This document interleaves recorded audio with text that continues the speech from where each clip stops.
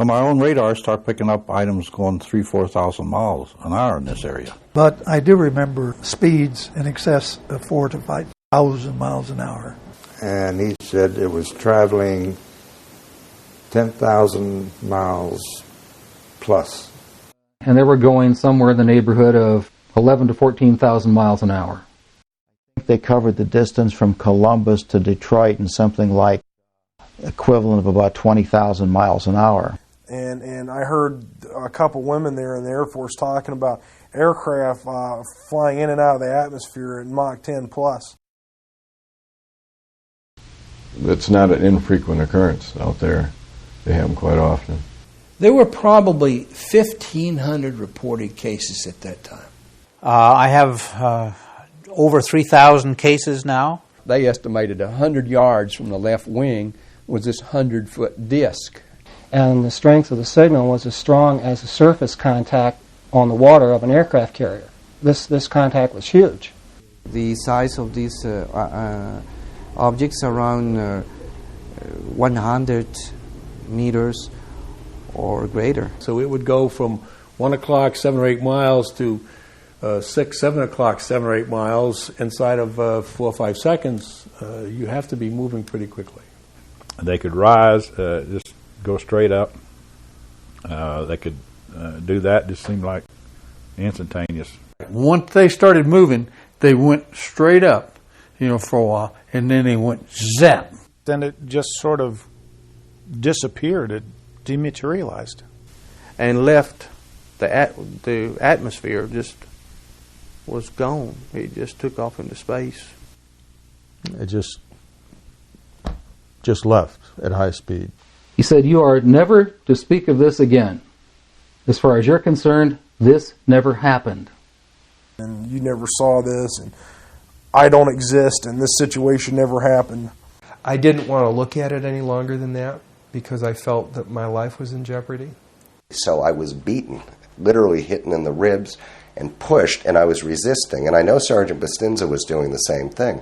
Measures have been taken by agencies to terminate people who appear to be inconvenient or troublesome through knowing too much. A shadowy government with its own Air Force, its own Navy, its own fundraising mechanism, and the ability to pursue its own ideas of the national interest, free from all checks and balances, and free from the law itself. I am prepared to state that I have been at locations where craft of unknown origin that did not originate on the face of this planet was there. I am prepared to state that while I was there, we saw living, dead bodies of entities that were not born on this planet. My name is Dr. Stephen Greer. I am the director of the Disclosure Project, which is a project of the Center for the Study of Extraterrestrial Intelligence. This is a project which we have been working on since 1992, and during this time we have identified over 400 military, intelligence, and corporate witnesses to special access projects within the United States and elsewhere that deal with what the public has called UFOs, extraterrestrial intelligence, and advanced energy and propulsion systems. The purpose of this executive briefing is to put together some of this witness testimony. I want to emphasize that out of the over 400 witnesses whom we have identified, that we have interviewed to date on camera approximately 100. Of those, 120 hours of videotape have been created of testimony from these witnesses. This executive summary can only contain a very small tip of the iceberg, less than 1/2% of the possible testimony which we have. But it will give you an idea of the extent of the knowledge of these men and women who have come forward heroically to tell the world, to tell our elected representatives and our scientists the truth about a subject which has been the subject of much ridicule, fantasy, and speculation for over 50 years.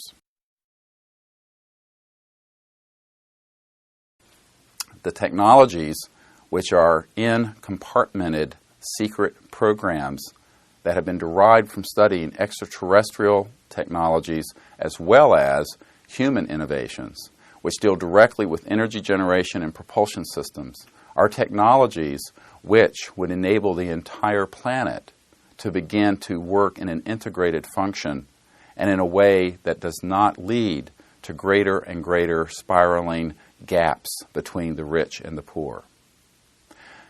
Beyond this, there is something of even greater concern.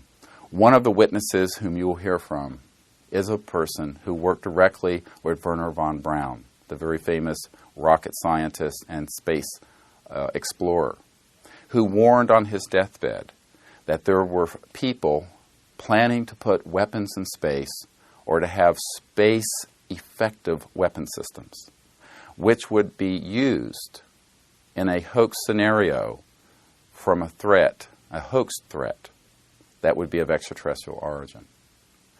There is no evidence that we are under any threat from any civilization from outside our solar system or within our solar system. However, there is a lot of evidence from this testimony that there are people who are deliberately trying to weaponize space under the guise of many situations which are really hoaxed scenarios. This is dangerous because if we are not alone in the universe, we cannot view space as our own private domain for Homo sapiens. We must view space as a frontier which must be shared peacefully with diverse life forms from throughout the universe.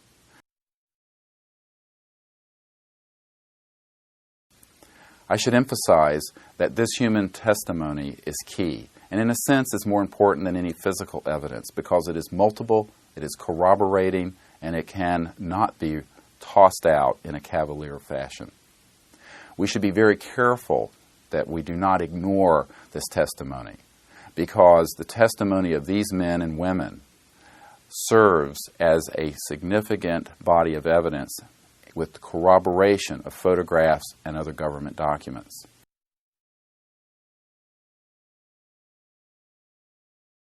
Basically because of my counterintelligence training and police work in an outfit called Office of Special Investigations. Since I had one of the few pilot-trained investigators, I ended up doing a lot of investigations of unusual aircraft accidents in which sabotage was suspected, and as a consequence became acquainted with some outstanding scientists, and worked with the Air Technical Intelligence Center on a project called Grudge. At that time, Office of Special Investigations was a worldwide investigative unit in the Air Force, and were given the responsibility of investigating what became known as unidentified flying objects. And my job was to hand carry these reports over to the technical center and coordinate them with the project officer, answer any questions from an investigative viewpoint that I could assist on. Some of the objects reported were tracked on radar. We had objects with four-way confirmation: ground visual, ground radar, airborne visual, airborne radar. And so far as I'm concerned, it don't get no better than that. I do remember speeds in excess of 4,000 to 5,000 miles an hour, which were far in excess of any known aircraft that we had or any of the enemies. There's no question, I've seen radar photographs of organized flights of unidentified objects, balls of light, if you will. And these were on radar, ground, visual, ground radar, airborne visual, airborne radar. Now the airborne visual, strangely enough, by the time they get a couple of fighters down there, those things apparently disappeared whenever they wanted to. In spring of 1970, while I was stationed in Klamath Falls, Oregon, I came up to the radar site on the evening shift, and where there's normally 2 or 3 people in the radar room, there was quite a few, from the cooks to maintenance, all kinds of people. And I asked what was going on, and they said that they was watching a UFO, and I immediately was stunned and asked if the Pentagon was notified. Somebody called the president, and they said no, they don't do that. It was stationary, wasn't moving at all, and it would slowly lower itself down. It would, until it got behind a mountain, so that you lost radar contact. It would stay down for about 15 minutes, and the next thing you knew, it was right back up there. It was up, 80, 90,000 feet. And then the next sweep of the radar scope, it would be, like 200 miles away, stationary, completely stopped. And I said, well, we should call the news media, or call somebody. This is earth-shaking news. And to me, and he said, no, just calm down. NORAD knows about it. They called NORAD. And that's when the senior NCO pulled me to the side and said that NORAD knows about it. That's the only people we notify. We don't talk about this. We don't tell anybody about this. The people that know. And we just watch, see what happens, and that's it. And I insisted, well, there has to be a report filed or something filed, And he said, well, that there is a report that you can file. It's about 1 inch thick. And the first 2 pages is about the sighting. The rest of it is basically a psychological profile of you, your family, your bloodlines, everything. So when the Air Force goes through it, they can discredit you completely by either saying that you was on drugs, or your mother was a communist, or anything to discredit you, and you'd never get a promotion. And I'd spend the next 3.5 years up at the North Pole, living in a tent checking the weather balloons. My second encounter was while I was stationed in Sault Ste. Marie, Michigan. It was in 1972. I was working alone that night when I got a phone call from the switchboard operator. He said he had the state police on the phone and wanted to talk to me. He was real frantic when he got on the phone and said that there's 3 UFOs over the north tower of the Mackinac Bridge. So I immediately, turned on the radar. When they asked if I had it on radar, I told them no. It's more of a programmed response, thinking back to Klamath Falls, where you're told you don't talk about it, you don't write it down, you don't discuss it. And in the meantime, I called NORAD and told them, and they looked it up, and they said, oh, it's coming up, they're going up I-75. I said, yes, at about 70, 80 miles an hour. Now, about halfway between St. Nicholas and Sault Ste. Marie, there's Kinchlow Air Force Base, which is a SAC base, which they have B-52 bombers. They had 2, apparently, that were on final approach, and that crosses I-75. And so apparently they diverted those 2 bombers because they didn't want, if they have nuclear weapons or not, but they didn't want to take a chance on them meeting UFOs about the same altitude crossing the highway. So they diverted the 2 B-52s. It was a real eye-opener, how deep the secrecy goes, how deep the cover-up is.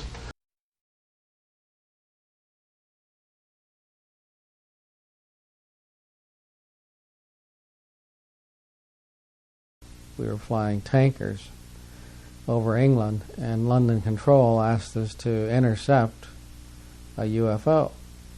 And we happened to be done with our refueling mission, and we accepted the assignment. We were on just over the North Sea, and they asked us to fly to the center of England.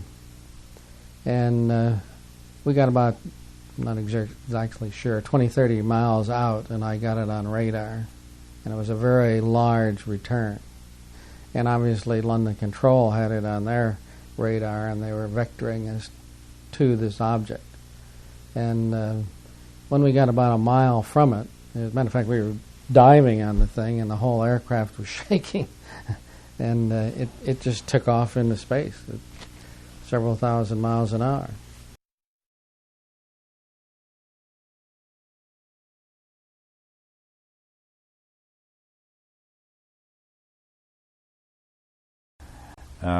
At about 1:30 or so in the morning, I noticed this real bright light to the east of my field, and it was kind of a light green, I would describe it, and it had a red light underneath it, And the red light, it wasn't actually a flashing light. It's kind of, I'd say, pulsating type.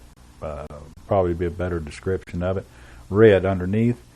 And so we called it down to the air defense people at Los Angeles Air Defense Sector. And at one point in time, they had at least 4 different radar sites that were getting radar returns on these things. And then all of a sudden, there's like 3 more objects, but these 3 stayed like together. They stayed like I don't know if they were formation or what it was, but anyway, these 3 stayed together. And then they moved. They stayed there for a little bit, and then they moved down to the south of me and set there stationary a while. And then a little bit later on, there's 3 more appears, but these 3 are individual ones. And so at this point, I had like 7 of them.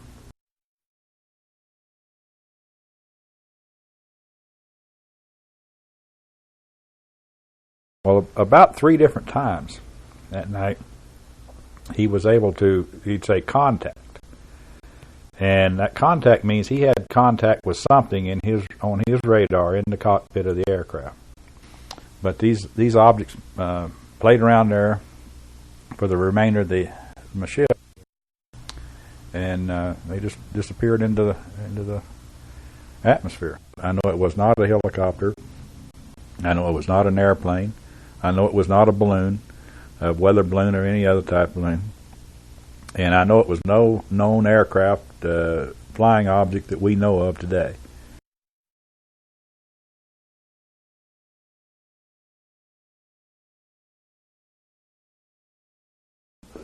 The way it started is there was a 747, a Japanese airline, 747, was coming from the northwest going across the Alaskan territory. And he was at either 31, 33, or 35,000 feet. And it was, I want to say around 11 o'clock at night, but you can check the real times. He called and asked the controller if the controller had any traffic at his altitude. And the controller said no. Basically, it was a midnight operation. They didn't have too much traffic. And he said, well, something like I have a target at my 11 o'clock or 1 o'clock position, about 8 miles. Now, in the 747, they have radar in the nose that picks up the weather outside there. So his radar is picking up a target. He sees this target with his eye, and the target, the way he described it, was a huge ball with lights running around it, and I think he said it was like 4 times as big as a 747.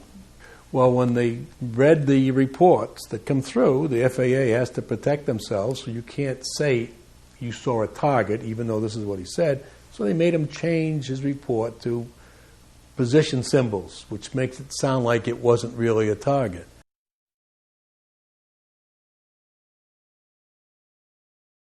The military controller has what they call height-finding radar, and they have long-range radar and short-range radar. So if they don't catch it on one of their systems, they catch it on the other. And if you listen to the military man, at one time he said, I have it on the height radar, or my range radar, whatever he called it, which indicated that he had a target on his system.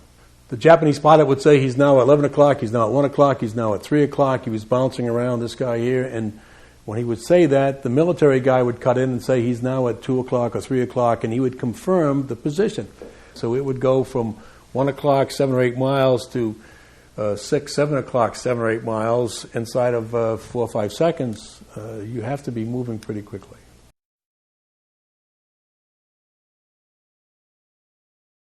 When it was all done, and we went back to Washington the next day, the administrator had called down and wanted to know if he had a problem or not. And my boss had told him, well, we took a video of it, and it looks like there might have been something there. The administrator, which was Ingen at the time, Admiral Ingen, he said, well, have you got that video with you? Can you show me the video? And I said, yeah. And you just plug it in and play it. So we plugged it in for him. He started watching it, and after about 5 minutes, he told the staff, I canceled my, he had a meeting with someone in 15 minutes. He says, first he said, I'll be late, and then next it was cancel, and then I'm going to be here till this is over. So he watched the whole thing, just over half an hour. A few minutes later, the admiral calls down and says, I set up a briefing tomorrow morning at 9 or 10 o'clock, what it was. In the round room, bring all the stuff you have, bring everybody up there, and give them whatever they want. And we want to get out of it. Just let them do whatever they want to do with it.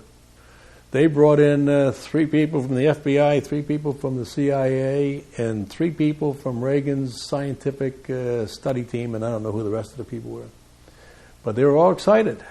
When they got done, they actually swore all these other guys into that this never took place. We never had this meeting, and this was never recorded. He said this is the first time they ever had 30 minutes of radar data on a UFO, and they're all itching to get their hands into the data and to find out what it is and what really goes. And if they come out and told the American public that they ran into a UFO out there, it would cause panic across the country, so therefore you can't talk about it. And they're taking all this data. So I said, okay, take all that data. That's what you want. But they took only what we had there. They didn't ask me if there was anything else that I had. They said they're taking all this data. And I said, fine. Now I had the original video that I took, and I had the pilot's report that came through, the first report, and I had the FAA's first report that was all downstairs on my table. They didn't ask for that, so I didn't give it to them. When they asked me what I thought, I told them that it looked like we had a UFO that was up there. The reason it wasn't on the FAA's tapes was because it was too large of an aircraft, and it was picked up as weather, so we wouldn't record it. That the pilot, the Japanese pilot, seen it. The Japanese pilot drew pictures of it. Eventually, they gave the Japanese pilot a hard time because of what he said. He was embarrassing his country. Our military controllers said they seen it. Our FAA controllers said they seen it. Our FAA controllers, after a period of time, came back and said they really didn't see a target. They saw something else, which makes it sound like somebody is helping them fill out their reports, and therefore that looks suspicious. My guess is, because of the way it was, it's not part of the military's operation anymore, that it was a UFO. But who do you tell that you were involved in a UFO incident without them looking at you like you ain't wrapped too tight? This next section of the video, of this briefing tape, is regarding the Strategic Air Command and nuclear facilities. I wish to emphasize that the witnesses we have here, again, are from diverse services. They range from the Atomic Energy Commission to people who have been at Strategic Air Command facilities and at missile launch control facilities throughout the United States and Canada. These witnesses give unmistakably clear testimony about the fact that these extraterrestrial vehicles appear to be quite concerned with our weapons of mass destruction. And in fact, more than one of these witnesses has stated to me that they believe that these extraterrestrial vehicles were there because they were very concerned that we might blow ourselves up, or that we might begin to go into space and be a threat, perhaps someday, to other civilizations.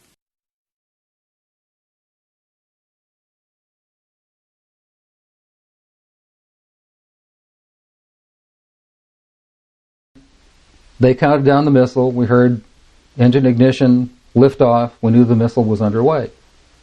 And we were looking down southwest, and the missile popped up through the fog. It was just beautiful. And I hollered, there it is. And our guys on our M45 tracking mount with 180-inch lenses on it got it. And the big BU telescope swung over and got it. And we followed the thing, and sure enough, we could see all 3 stages of powered flight as they burned out and dropped away. And then, of course, to our naked eye, all we saw was a smoke trail going off into subspace as it headed off toward its target, which was Eniwetok Island, Eniwetok Atoll. So we whooped and shouted and heard the film wrap off in the BU telescope, and figured, well, that was our first big deal, and we got it. We sent the film back down to Vandenberg, and I don't know exactly how long it was after the event. It might have been a day or two. I was called into Major Mansman's office. at the 1st Strategic Aerospace Division headquarters.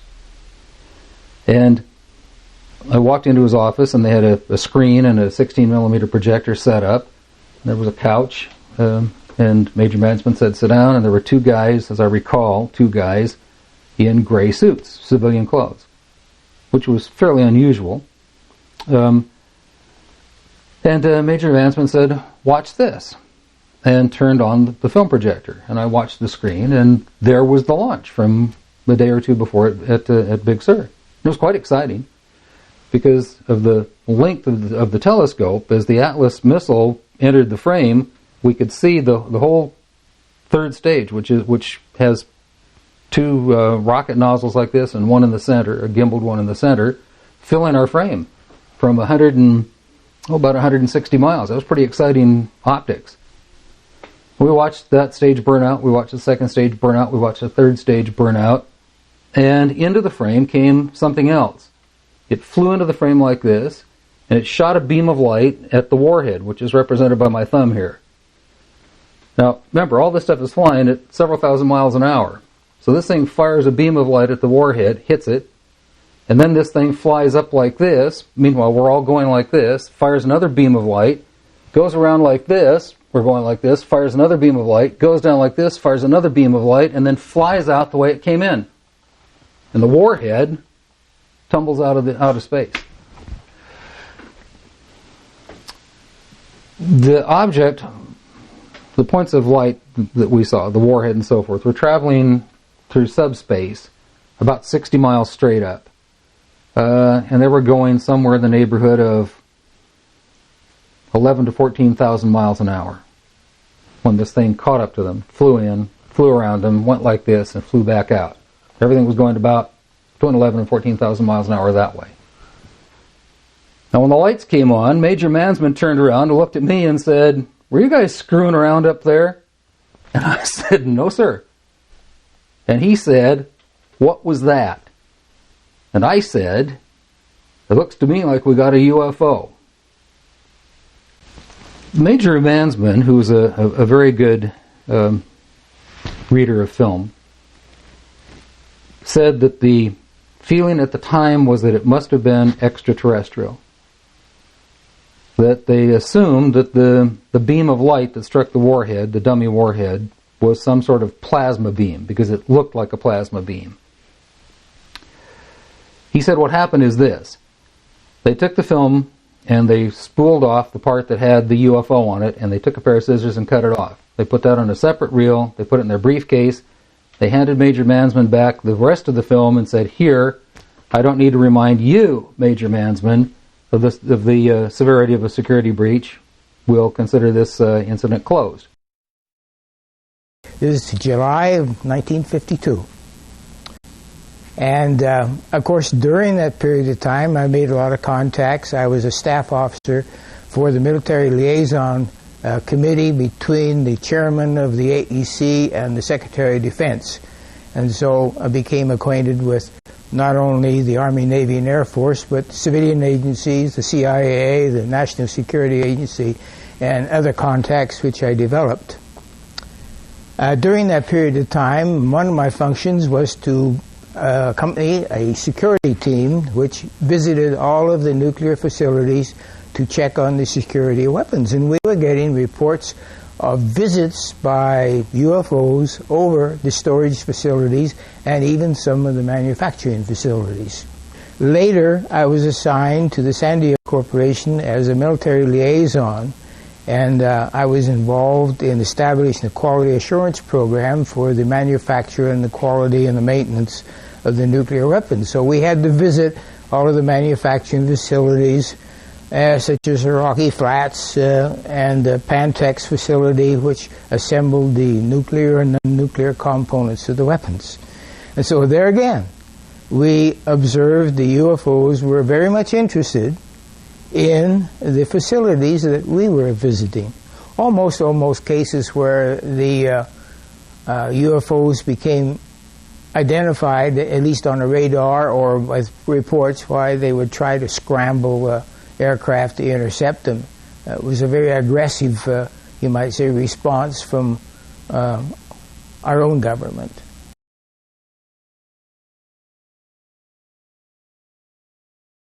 Then I was assigned to the Unified Pacific Command under Admiral Felt during the 60s, and I was the officer in charge of the alternate command post involved in nuclear weapon operation planning. And during this period of time, I also learned of a number of incidents which happened. A couple of nuclear weapons sent into space were destroyed by the extraterrestrials. Our government sent a nuclear weapon for explosion on the moon's surface. It was tended to, as I understand it, to assess some scientific data and reaction and so forth. The idea of any explosion in space by any Earth government was not acceptable to the extraterrestrials, and that has been demonstrated over and over.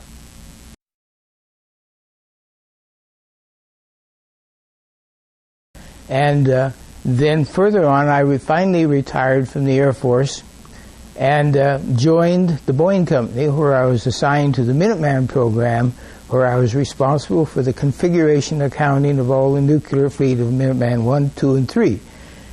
And during that period of time, I also learned about incidents involving nuclear weapons. For example, they actually photographed the UFO following the missile as it climbed into space and shining a beam on it, which neutralized the missile. And this was recorded. It was all hushed up, and they split up the team that observed it. But, of course, eventually the news came out, and it was later published and confirmed it. I was in charge of the Communications Center at 28th Air Division at Malmstrom Air Force Base, Montana. I was, again, the top secret control officer there. I dispatched all the nuclear launch authenticator to the SAC missile crews and whatnot, so I had a very good top secret background to go on.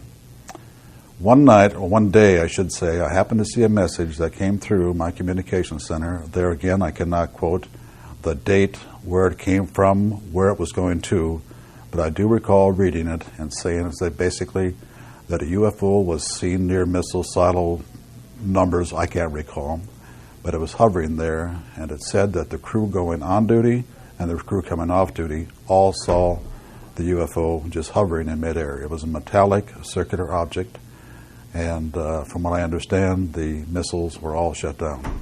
They were in the missile silos, and they were being, I don't know what SAC does as far as activating a missile is concerned, but it's basically on a standby mode, so it can be launched. But when they say it went down, it means it went dead. And something turned those missiles off, and so they could not be put in a mode of launching.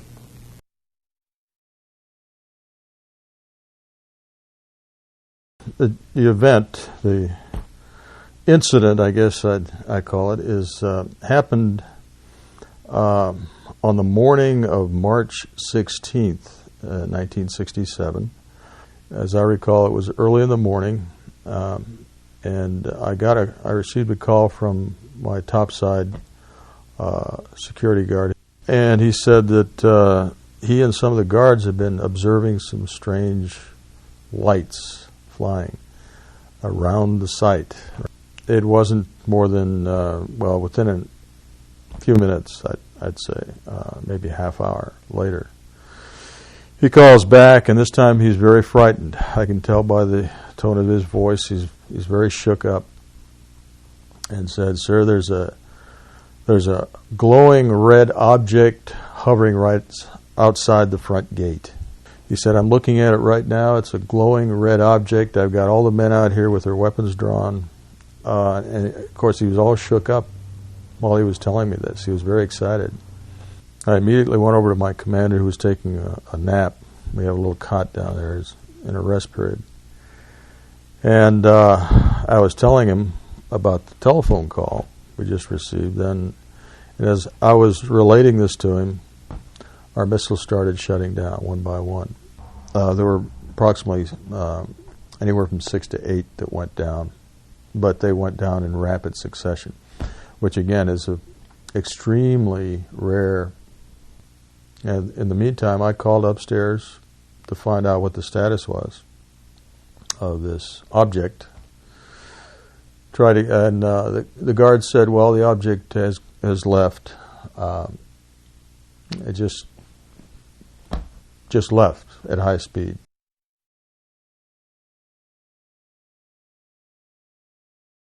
Echo Flight is another squadron, about, I'd say, 50, 60 miles away from our location. But they had the same sort of thing happen. They had UFOs that were hovering, not the launch control facility, but the actual launch facilities where the missiles are actually located. They had some maintenance and security people out there at the time, and they were observed. The UFOs were observed by these people out at those sites. Now, they lost all 10 of their weapons. So that morning, we lost anywhere from 16 to 18 ICBMs. At the same time, UFOs were in the area and were observed by airmen. This incident was of extreme concern to SAC headquarters because they couldn't explain it. Nobody could explain what happened. There is another incident that happened just within a week of this, week after, where there were radar reports and quite a few more witnesses.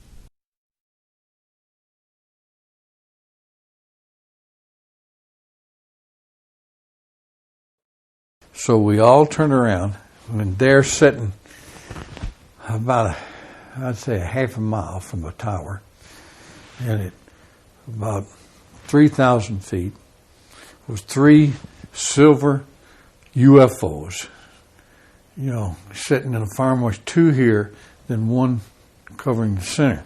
Once they started moving, they went straight up, for a while, and then they went zap. And they was off our scope, and our scope would go out to 260 miles. And so that you calculate that, and that's pretty fast. I called headquarters, and the guy on the phone, he says, I said, okay, we got a contact. And he says, you mean SAC is running a miss against you? I said, not SAC. Not SAC. What then? I said, Cosmos. Wait a minute. He said, scramble your phone. So there's a switch you could throw that scrambles everything with mine. And I said, okay, my phone's scrambled. Yours scrambled, mine's scrambled. You taking pictures, taking radar pictures, taking real pictures. He says, okay, don't say another word. He says, I will send a courier up there. He'll get there in about 6 hours. You turn everything over to him. We are never officially ever noted for those pictures that they ever received those pictures. It was just went secret. It went black, like it never happened.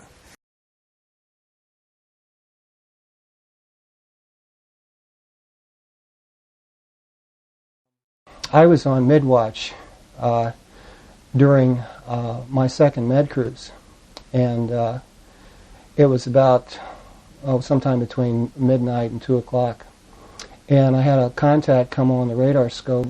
I knew the difference between surface search radar and air search radar. There's differences in polarity of the radio signal and things like this, and how the waves come back, all this stealth kind of stuff, active and passive electronic countermeasures. So I know the difference between a flock of geese or, wave returns or false echoes. In fact, this was the first thing that challenged me to check it out in ECM as to whether or not the contact that I had on the scope was genuine. Because this was between 65,000 feet and above, and the strength of the signal was as strong as the surface contact on the water of an aircraft carrier. This contact was huge. It was got my attention and the attention of others that were on watch. There were 4 enlisted on watch and 2 officers at the time. And so anyway, in this particular case, it was showing up on height-finding equipment, and it was showing up on radar equipment. And then it began to move fairly slowly at first, and then very quickly. The CO came in, and he wanted to know what the heck was going on here, and they looked at it and asked what the hell was that, and it got the attention of the captain at that time, was Captain Clark, was my captain. My commander was Commander Gibson at the time. And there was only one person on watch in ECM. And before I knew, in a matter of 15 minutes, the ship was being turned and 2 Phantom IIs were being prepared for launch. The Phantom IIs went to afterburners, and they were about 100 miles or so away from this contact and turned on the conical scan radar to lock on, and it winked out. Just disappeared. After they landed on the pipe 35 minutes later, and everybody's settled down, this thing winks back on again, and it's about 12 to 15 miles from the ship, hovering at about 30,000 feet. And in any event, they went out, and the lookouts couldn't see anything. Nobody could see anything. But it was there on our radar scope. It was not a false signal. And my SEAL told me, Jordan, this, what have you got in your log? This never happened. And I wasn't the only one there on watch that night. So anybody who was there at that time knows what I'm talking about and knows that it's the truth. But less than a dozen people knew what went on that night, and that ship had 5,000 men on it.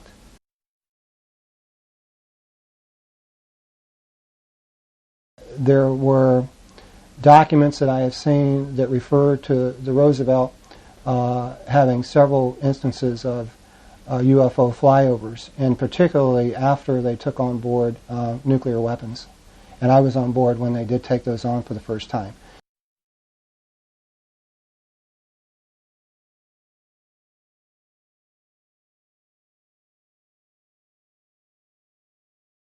I was granted, after a 6-month wait, a top secret special compartmented intelligence clearance with a zebra stripe identification badge, which permitted access to all facilities on the base at all times.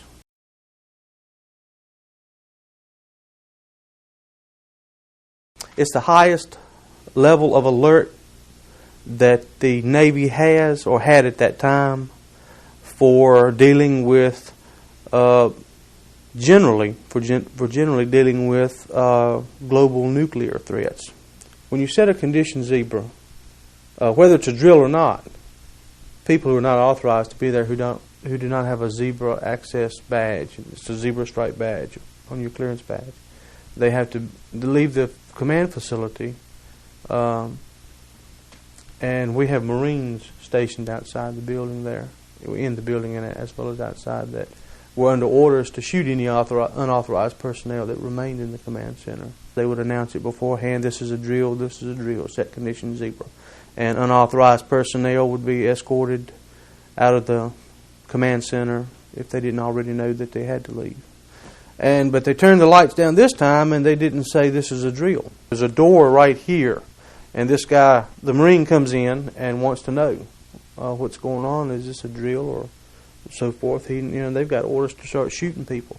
And I know because I actually got the junior OOD's attention and said, hey, you guys need to tell this guy something. He's ready to start shooting people, because they haven't told him to stand down yet. And which he did. And I remember, wanting to just get the hell out of there. We had contact with an unidentified flying object that had entered our airspace. And at that point, when Admiral Train found out that it wasn't the Soviets, and that he wanted to know were the Soviets responding to this threat also, that was the moment that he gave authorization to put 2 planes up to go see what this thing was. Pilots, you could hear the pilots' live voice transmissions being piped into the command center, visual confirmation on the object, description of the objects. Pilots were able to close a couple of times and be able to see that the object was not an aircraft that we were familiar with, was nothing that we had, was nothing the Soviets had, and that was determined very quickly.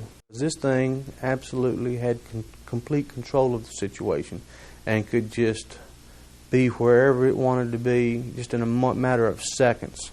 1 minute we're closing on it off the coast of Maine. The next minute it's in Norfolk, headed south towards Florida. As Admiral Train was doing, he was scrambling, authorizing planes up just left and right. up and down the whole eastern seaboard. It headed out over the Atlantic, towards the Azores.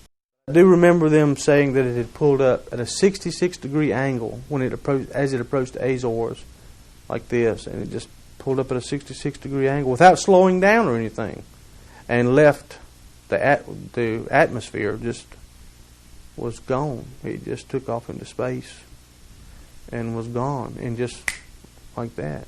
The only descriptions that I recall that the pilots actually made were that they could not find any markings on the aircraft.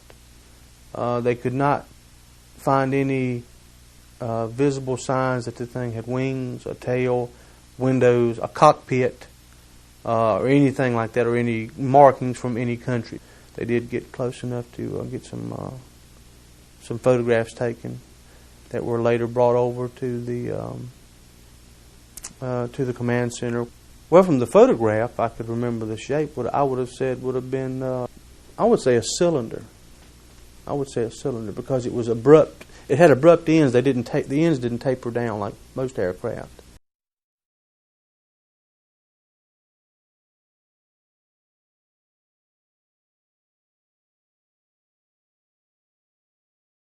This day, that particular day, I walked into the photo lab in the restricted area, and this was between missions.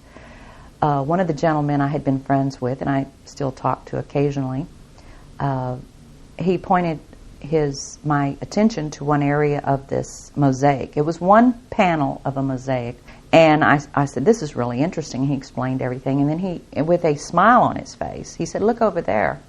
And I looked, and in one of the photo panels, I saw a round white dot. And at the time, it was very crisp, very sharp lines on it. And I said to him, what is that? Is that a dot on the emulsion? And then he's grinning, and he says, dots on the emulsion don't leave round shadows on the ground. And there was a round shadow at the right angle, at the correct angle, the sun shining on the trees. I saw pine trees. I didn't see a coastline. I don't know where this was. But I looked at him, and I was pretty startled because I'd worked out there several years and never seen anything like this, never heard of anything like this. And I said, "Is this a UFO?" And he's smiling at me, and he says, "I can't tell you that. I can't tell you that." What I knew he meant was it was, but he couldn't tell me. So I said, "What are you going to do with this information?" And he said, "Well, we always have to airbrush them out before we sell them to the public." And I was just amazed that they had a protocol in place for getting rid of UFO pictures. I asked guards, security guards. I ran into another security guard that was forced to burn a lot of UFO pictures. And he told me, he came into my office one day. This was when I worked at another job. He came into my office, and he was very frightened. And he said, "Donna, I heard you were interested in this subject." He said, "I used to work out there. And one day, some soldiers came in the fatigues and had me burn pictures." And he said that he was burning them, and he was forced not to look at them. But he was tempted. He looked at one of them, and it was a UFO on the ground. Shortly thereafter, he was hit in the head with a gun butt, and he still had a scar on his forehead from that, being knocked out, because he looked at the picture.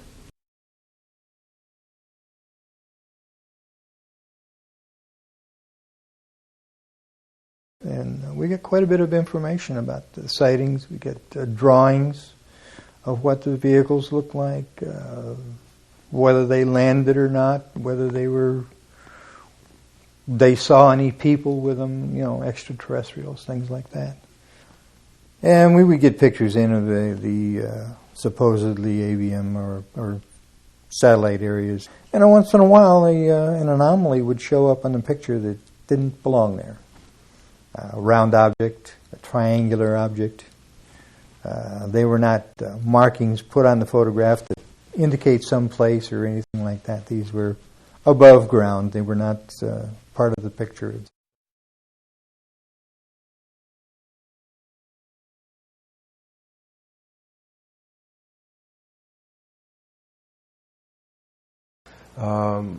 My boss came to me. I was working in a color lab at that time. I was a technician, photographic technician. I was asked to go over to this facility on Langley Air Force Base where the NSA was bringing in the information from the lunar orbiter.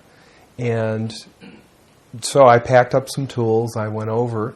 I went into the facility. A couple of officers took me into this hangar. It was a very large hangar.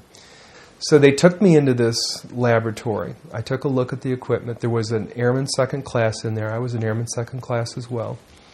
He turned the equipment on and put it through its paces. It didn't do what it was supposed to do. I saw what was going on with it. And I said to him, we'll have to take this thing out of the lab if we're going to work on it. We can't work on it in here in the darkroom environment. So everyone left the facility, left the darkroom, except this airman second class and myself. And we're in, waiting for someone to come to remove this piece of equipment. And at the time, I didn't know what the real purpose of this darkroom and this operation in this facility was. I thought this was where they were bringing the data in and then releasing the images to the public. They were doing 35 millimeter strips of film at that time, which were then assembled into 18.5 by 11 inch mosaics, they were called. There was a digital signature and a grayscale on every 35 millimeter strip.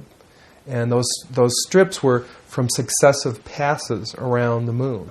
So he was showing me how all this worked, and we walked over to one side of the lab, and he said, by the way, we've discovered a base on the back side of the moon. And I said, whose? What do you mean, whose?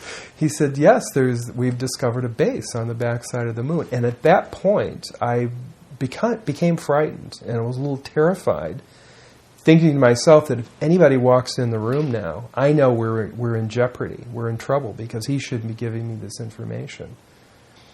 And then he pulled out one of these mosaics and showed this base, which had geometric shapes. There were towers, there were spherical buildings, there were very tall towers, and things that looked somewhat like radar dishes, but they were large structures. If I compare it to what I'm seeing now, because I do have photographs that have artifacts in them that are similar to what I saw, they're massive. Some of the structures are, half a mile in size. So they're huge structures. Some of the buildings seem to have very reflective surfaces on them. A couple of structures that I saw reminded me of cooling towers at power generating plants. They had that sort of a shape.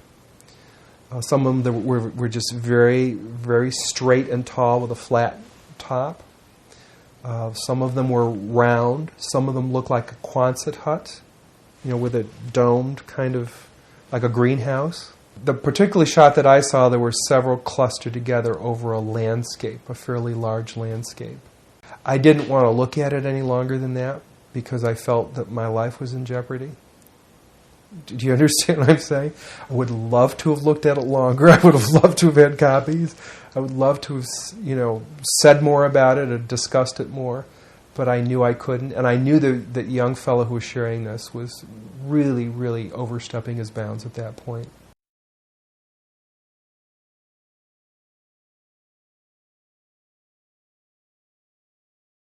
They said, we were going to show you a film that might help you best put into perspective what you gentlemen have witnessed and help you maybe put it to bed a little bit for yourselves. This thing went all the way up to the space program. It showed, and I swear to God, it showed structures on the moon, these box kind of things that looked sand-colored. It showed that lunar car moving around.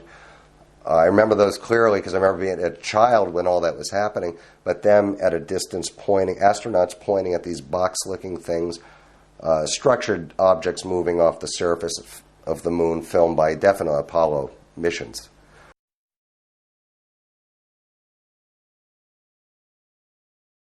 I was at a facility in California, that's all I can say, and I was doing particular classified work. Set aside from what was actually happening there. It was a completely different scenario. The only thing I can say is it was occurring at the same time that our astronauts were doing a loop around the moon and back again. On their trip to to that moon, or to the moon itself, I heard the expression of the bogey coming in at 11 o'clock. Well, familiar with that particular term, I perked my ears and started listening a little bit, and discovered that Houston and the astronauts were talking back and forth about a collision. And the astronauts asked for permission to do avoidance for a collision, and Houston finally granted that permission to do that. And after the comm links settled down a little bit, the astronauts said it's not necessary. They are now paralleling our course, and there was a discussion as to what was paralleling that course. There was another type of ship. There were portals there that they could see in. They could see beings of some sort. They did not describe these beings. They just took photographs. And after a while, a few thousand miles, and then they took off from the capsule that they were flying in and went away.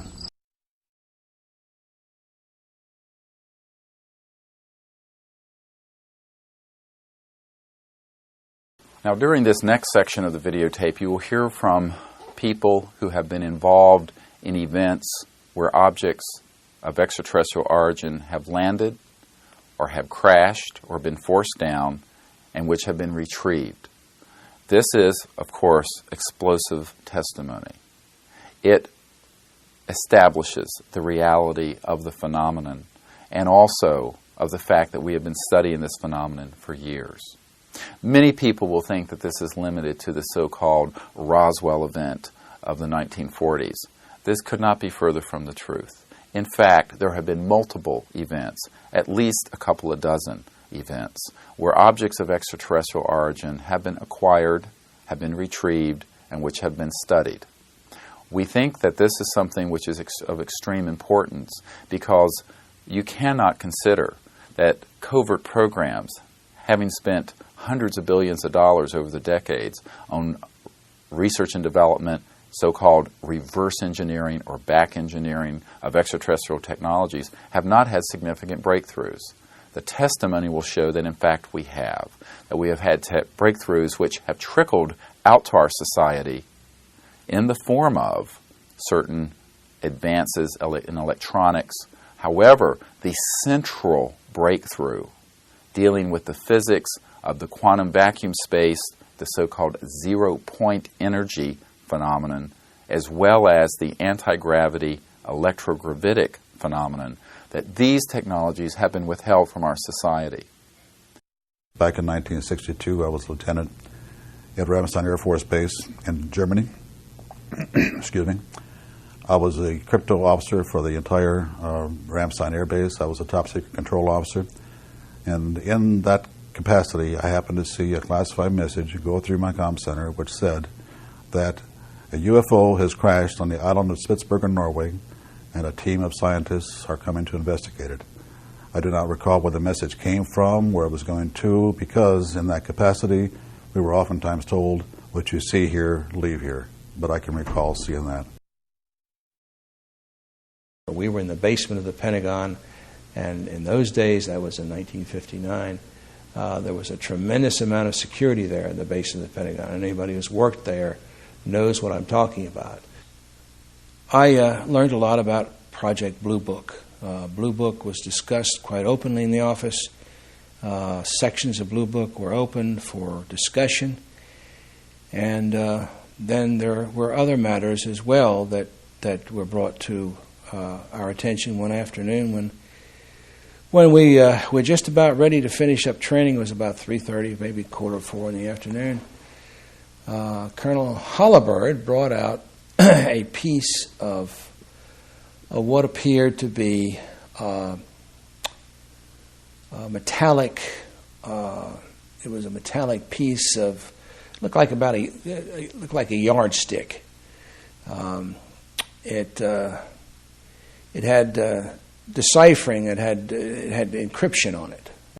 He describe them as being symbols of instruction, and that's as far as he would go. But he did infer that the instructions, whatever they might have been, were something that that was important enough for the military to keep working on a constant basis. It seemed giant-like when I saw it because it was the first time I'd ever seen anything like this before, and all eyes were just peeled on that particular thing. And when he told us what it was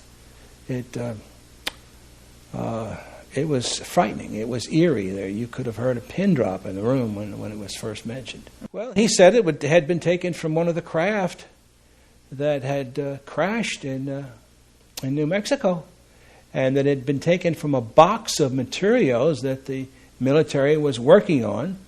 They didn't use the word reverse engineering at that time, but it was something similar to the reverse engineering that they felt like they needed to work on, and it was going to take years to do this.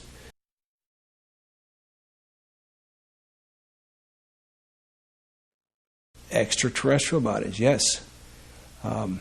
There were either 3 or 5, and they didn't even know at that point, because some of the information that they had gotten apparently was incomplete. But 3 or 5 stands out in my mind as the number that were taken.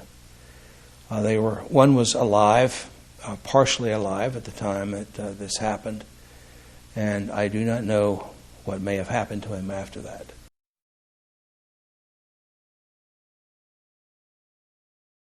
The findings that were put in there were highly scientific, and they were highly gone over by the people that knew what they wanted to put in there. This information was information that would never get out to to anyone else, but it was designed for the use of particular military personnel. There were probably 1,500 reported cases at that time. I would say there probably were between 200 and 300 cases of lock-on. And that's why those cases were in there, because they were authentic. You saw an awful lot. You saw a lot of pictures. Most of the pictures we have seen duplicates of today. Some were, the pictures that I saw were, I think, maybe a little bit better. They were taken by Air Force pilots, as well pictures of the UFOs. Yes. So they actually had pictures of UFOs in these. Oh, indeed, they did. Yes, not only the Air Force, but some were taken by civilian pilots. Some were taken by Marine Air Corps pilots, and some were foreign.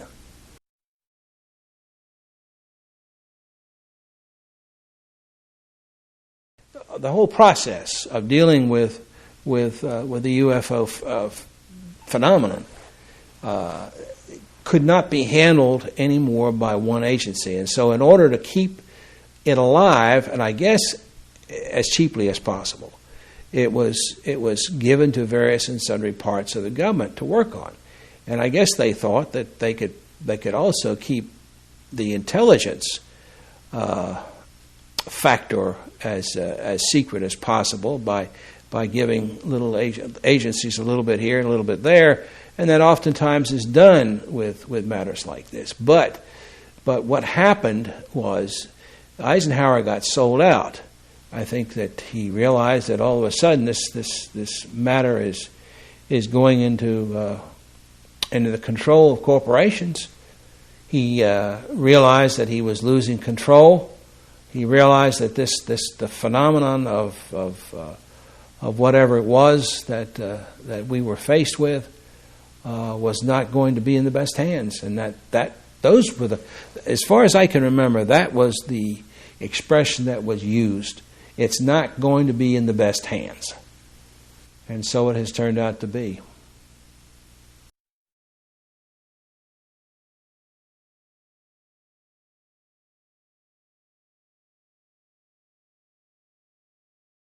One day, Sergeant Allen and the other sergeant, and I'll remember his name soon, Sergeant Atkins.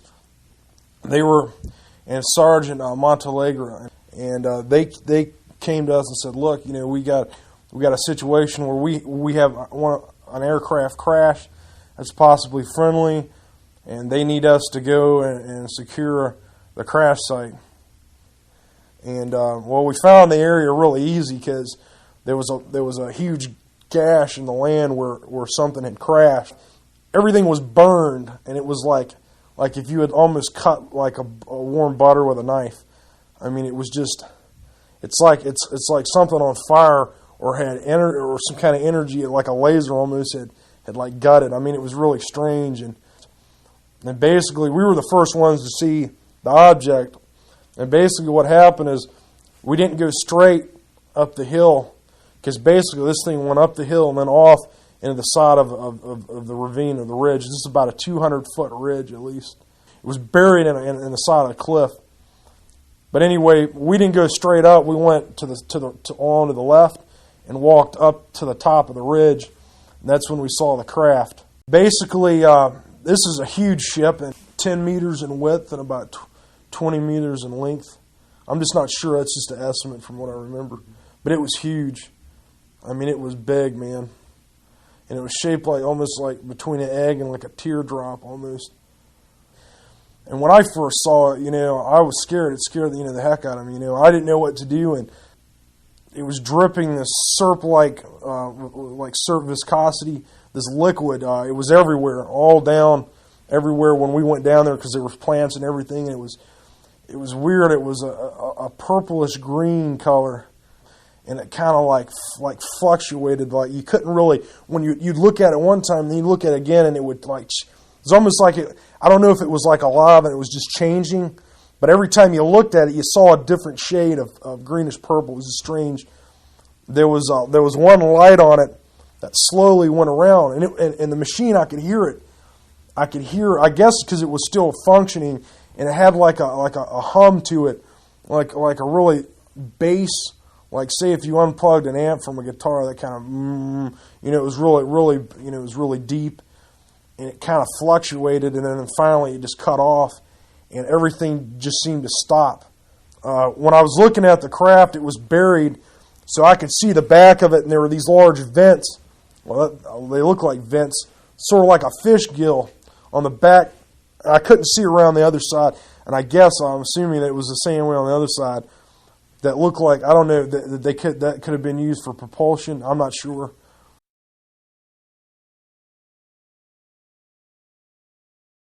In Stinger School, they teach you about all different kinds of aircraft and stuff like that. And I knew a lot of aircraft anyway, because I like reading about aircraft and data and that stuff. And essentially, when I saw it, I'm like, man, this is nothing that I know of.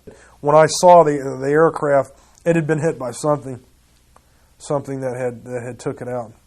This is what I think happened: is we shot it down. The Peruvians shot it down. The other guys knew it was flying. I knew that these aircraft were flying because I had been in the command center there at the radar installation, and I heard a couple women there in the Air Force talking about aircraft flying in and out of the atmosphere at Mach 10 plus. And that was happening. This happened all the time. There's like 3 or 4 incidents where I was duty there that the same Air Force officer came in there to get books. I guess the reason they were taking them is they didn't want people to know that they're tracking these aircraft. I guess. I mean, again, I'm just assuming that.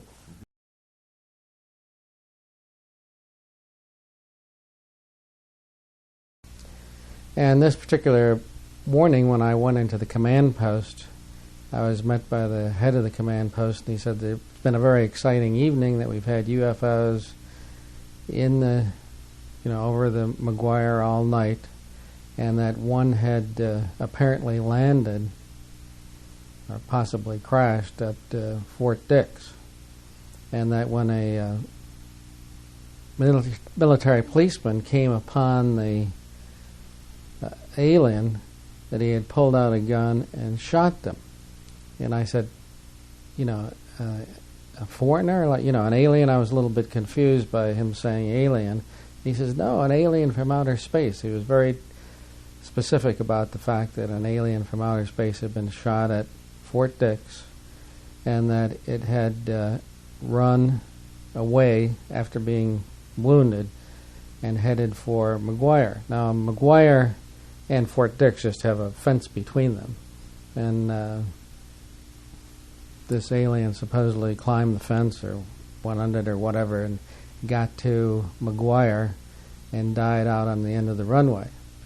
And the security police were out there and had captured the body, so to speak, and were guarding it. And he said that a C-141 from Wright-Patterson was coming in to pick up the plane. So I was like, my gosh, what's going on here? And he says, we want you to brief this at the, stand-up general briefing this morning and explain what happened to everybody. And I was like, do you want me to tell General Tom Sadler and everybody in the command post that, we captured an alien?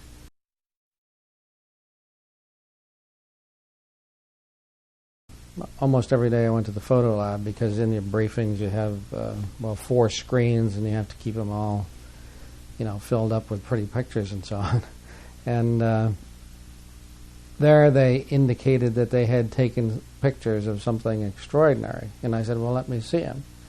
And the sergeant was handing it to me, and his master sergeant says he can't see those.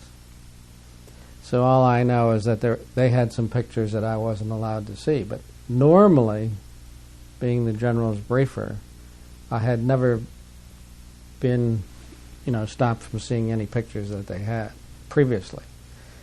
Now, one interesting thing is many of the key personnel on the base at that time who had a connection to this, with this, were quickly transferred from the wing commander on down.